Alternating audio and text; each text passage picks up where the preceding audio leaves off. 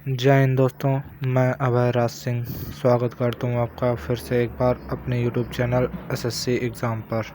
आशा करता हूँ आप सभी अच्छे होंगे। तो आज हम लोग शुरुआत करने आ रहे हैं स्टैटिक जीके, जिसका पहला टॉपिक है शास्त्रीय नृत्य। शास्त्रीय नृत्य स्टैटिक जीके का एक मेन पॉइंट है। इससे SSC हर बार एक ना एक क्वेश्चन ज़रूर पूछती है, जैसे SSC MTS हुआ, SSC CGL, जितने भी जिनमें स्टैटिक जीके आती है उसमें एक या दो क्वेश्चन स्टैटिक जीके में शास्त्रीय नृत्य के ज़रूर होते हैं। इसी को देखते हुए मैंने स्टैटिक जीके की शुरुआत की है। स्टैटिक जीके पढ़ने के बाद आप किसी भी एग्ज़ाम में बैठोगे, किसी भी एग्ज़ाम में आप उसके हर क्वेश्चन कर जाओगे। तो फिर शुरू करें अपना स्टैटिक जीके का पहला टॉपिक, शास्त्रीय नृत्य।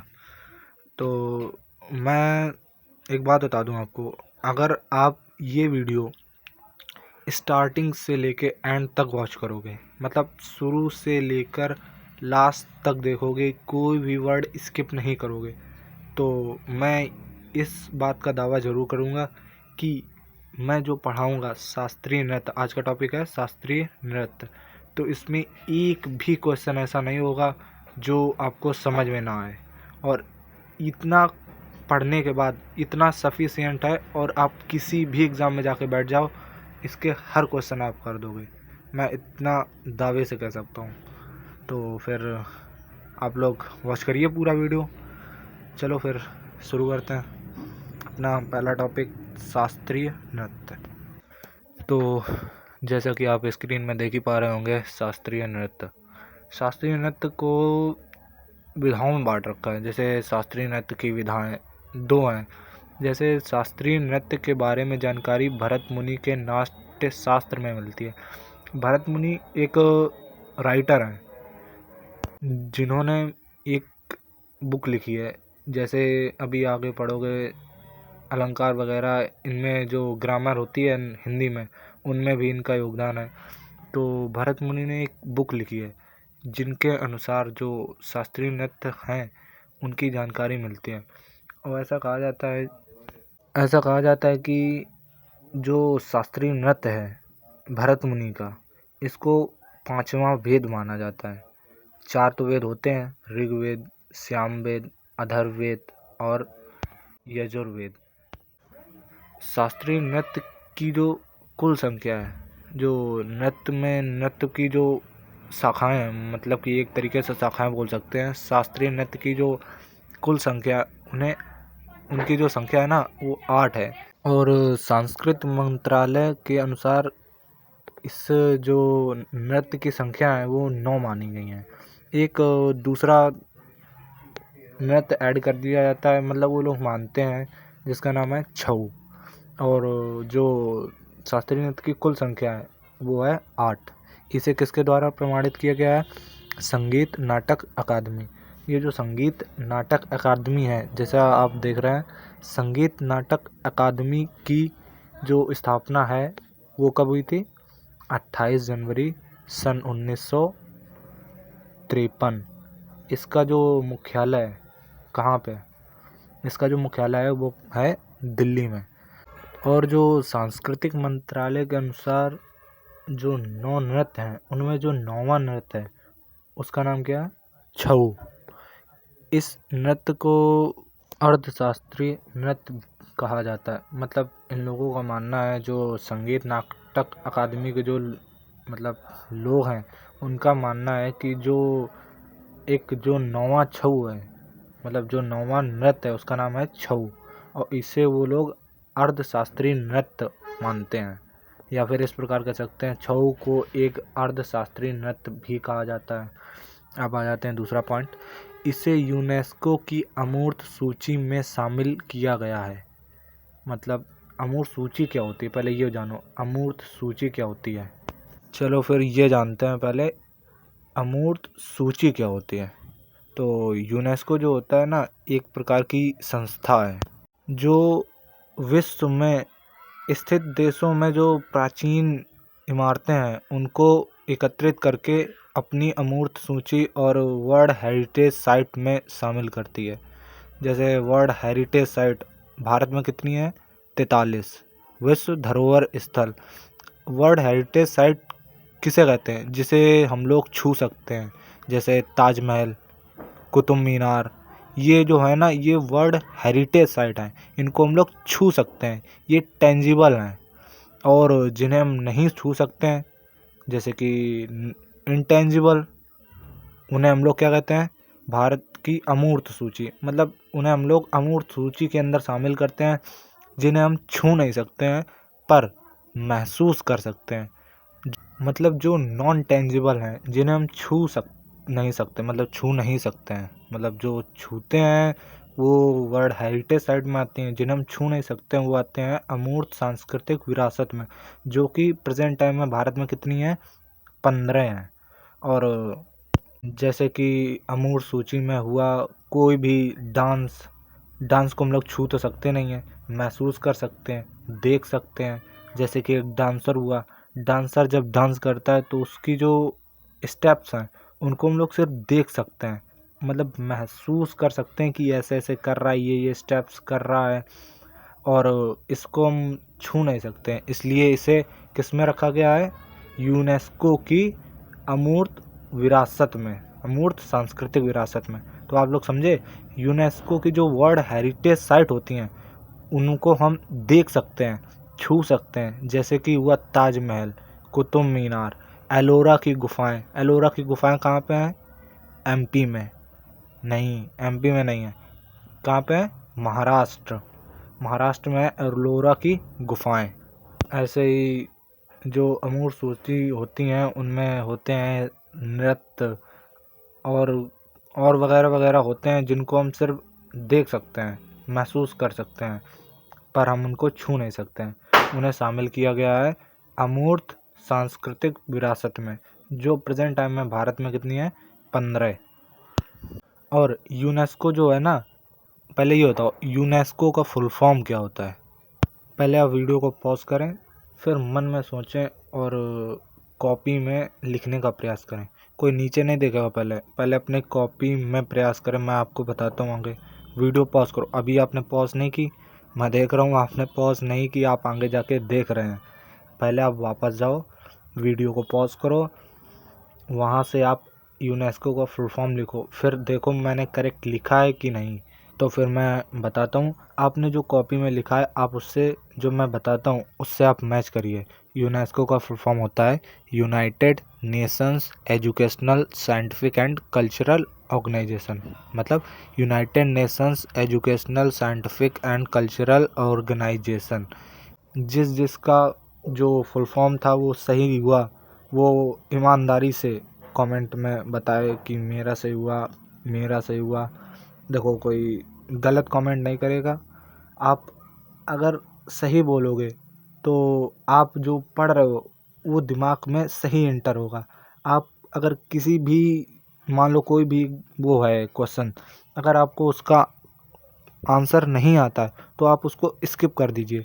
उसके जो आंसर है वो उल्टा सीधा, मतलब गलत मत दीजिए। अगर आपने उसका आंसर गलत दिया तो वो जो क्वेश्चन है ना, उसका आंसर आपके जो माइंड में स्कैन हो जाएगा, तो फिर आप याद करने में आपको दिक्कत होगी। तो इससे बेटर होता है कि अगर आपको वो उस क्वेश्चन का आंसर नहीं आ रहा है तो आप उसको स्किप कर दिए, उल्टा सीधा आंसर नहीं देना। तो फिर जिसका जिसका आंसर सही हुआ वो कमेंट करके बता दे। चलो फिर हम लोग आगे चलते हैं। हम लोग कहाँ पढ़ रहे थे? आप वापस आके देख लिए, आपने अपनी कॉपी में लिखा होगा, इसे यूनेस्को की अमूर्त सूची में 2010 में शामिल किया गया था। इसके कितने प्रकार हैं? इसके 3 प्रकार हैं, मतलब ये 3 प्रकार से होता है। और ये तीनों नृत्य, जो छऊ के तीनों नृत्य हैं, वो अलग अलग राज्य में होते हैं। जैसा कि आपने स्क्रीन में देख ही रहे होंगे, छऊ जो है 3 प्रकार से होता है। पहला मयूरभंजक छऊ, जो कहाँ पे होता है? उड़ीसा में। और दूसरा जो छऊ होता है वो कहाँ होता है? झारखंड में, जिसका नाम क्या है? सरायकेला छऊ। और तीसरा जो छऊ होता है उसका नाम क्या है? पुरुलिया छऊ, जो होता है पश्चिम बंगाल में। अब आता है सबसे मेन पॉइंट, इसको याद कैसे रखें। मयूरभंज छऊ कहाँ पे होता है, सरायकेला छऊ कहाँ पे होता है, पुरुलिया छऊ कहाँ पे होता है।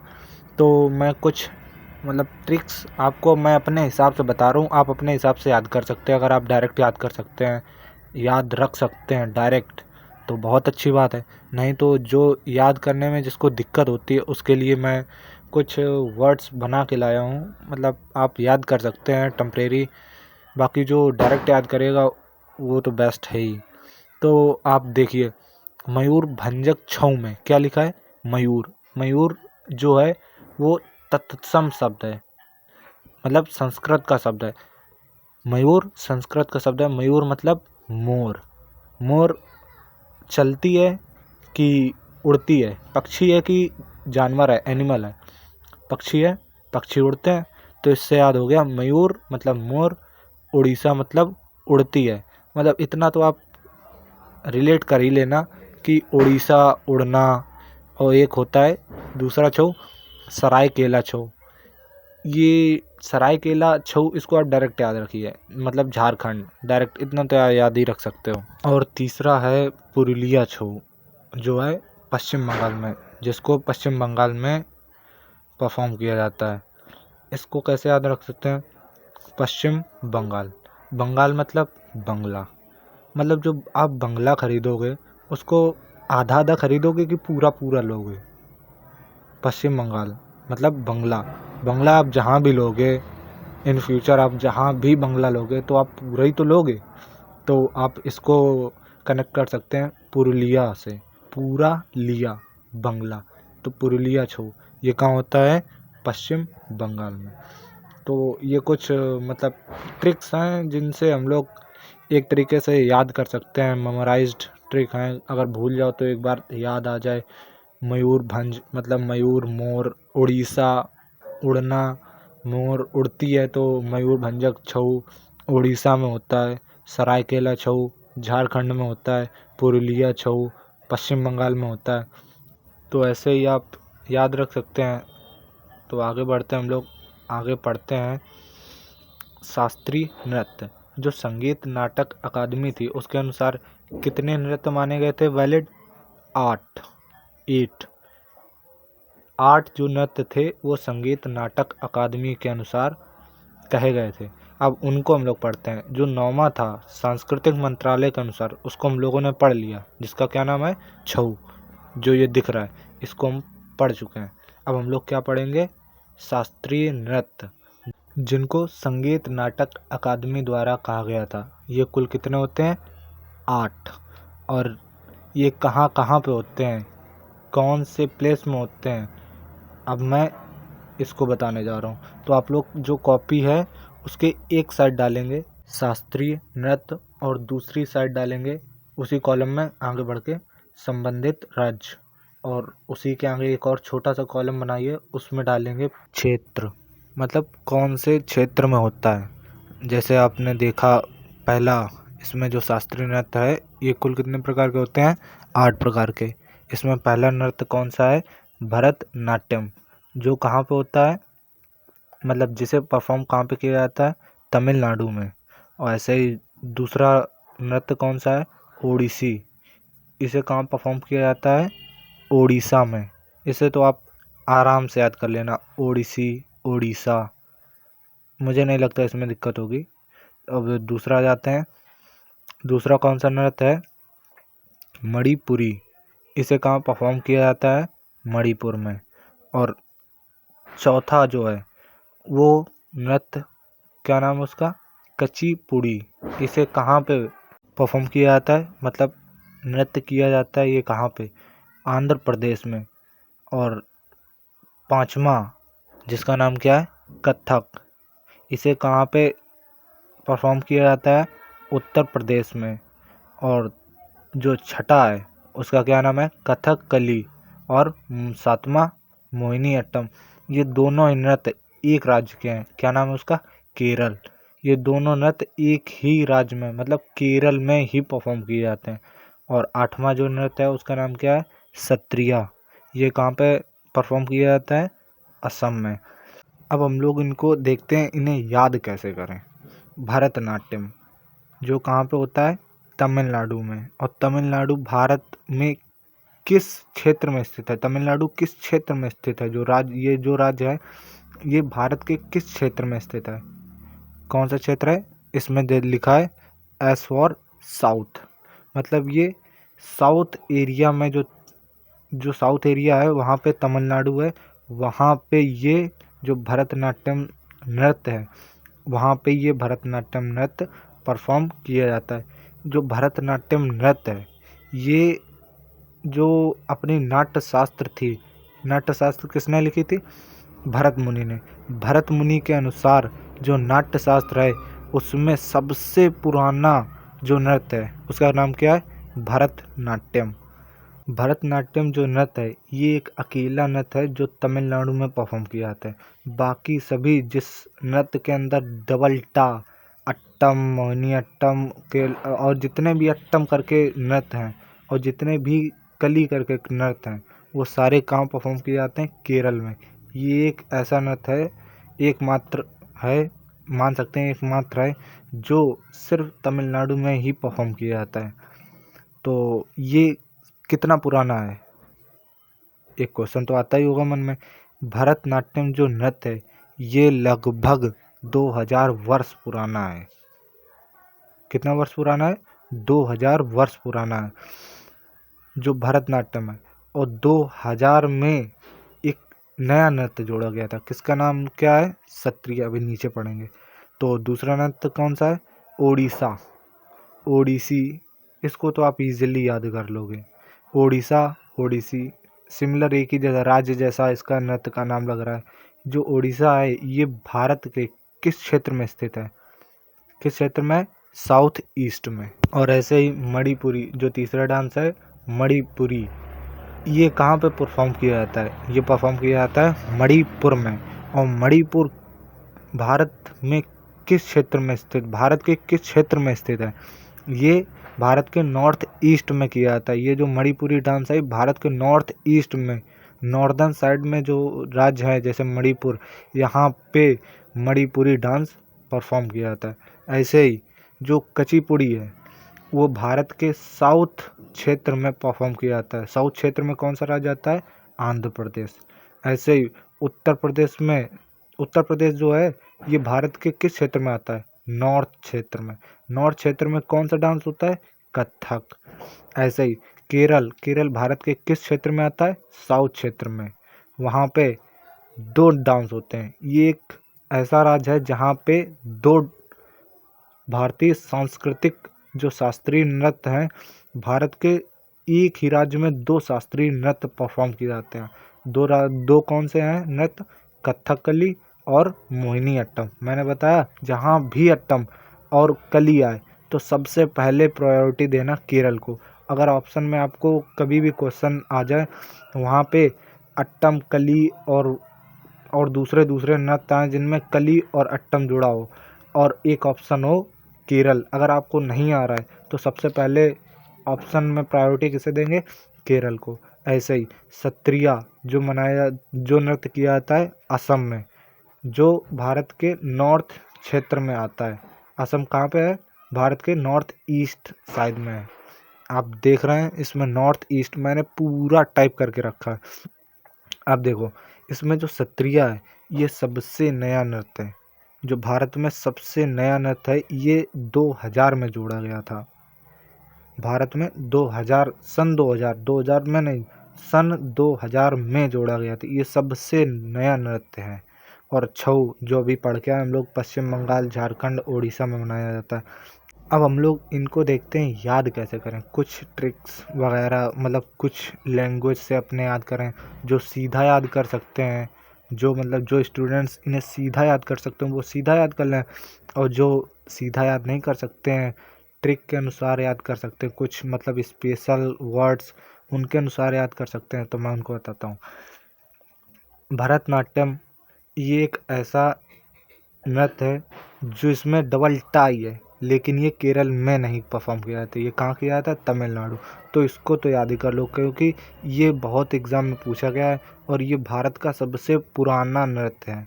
उड़ीसा हुआ, उड़ीसा से ओडिसी रिलेट कर लो, मणिपुरी से मणिपुर रिलेट कर लो। अब आया चौथा नृत्य जिसका नाम है कुचिपुड़ी। ये कहाँ पे परफॉर्म किया था? आंध्र प्रदेश में। अब इसको हम लोग कैसे याद रखें? आंध्र प्रदेश को याद रख सकते हैं अंधा व्यक्ति, और कुचिपुड़ी से याद कर रख सकते हैं कच्ची पूड़ी। अगर कोई अभी पूड़ी जो कच्ची है उसको कौन खाएगा? जिसकी आंखें होंगी वो तो खाएगा नहीं, जिसकी आंखें नहीं होंगी वही खा जाएगा। तो इससे याद कर सकते हैं अगर पूड़ी कच्ची है तो कौन खाएगा?